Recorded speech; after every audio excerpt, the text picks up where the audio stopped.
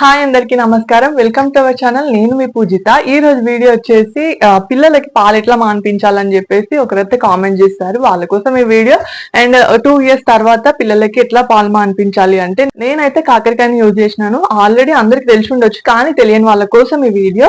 అయితే ఈ కాకరకాయని అయితే ప్యూరిలా వేయండి. చేసి ఎప్పుడైతే మనం పిల్లలకి ఫీడింగ్ ఇస్తామో అప్పుడు ఆ కాకరకాయని నిప్పుల్స్ కి అయితే అప్లై చేయాలి. అట్లా అప్లై చేయడం వల్ల పిల్లలు పాలు తాగినప్పుడు ఆ చేదుకి వాళ్ళు నెక్స్ట్ టైం తాగరు. ఫస్ట్ డే కొంచెం తాగుతారు, కానీ నెక్స్ట్ డే కి అసలు తాగరు. పెట్టిన ప్రతిసారి అట్లా అప్లై చేయండి. అంటే ఒకటేసారి పెట్టి ఊకుకండి. వాళ్ళు ఫీడింగ్ ఎప్పుడైతే అడుగుతారో అప్పుడు ప్రతిసారి పెడుతూ ఇవ్వండి. వాళ్ళకి చేదుకి వాళ్ళు తాగరిగా.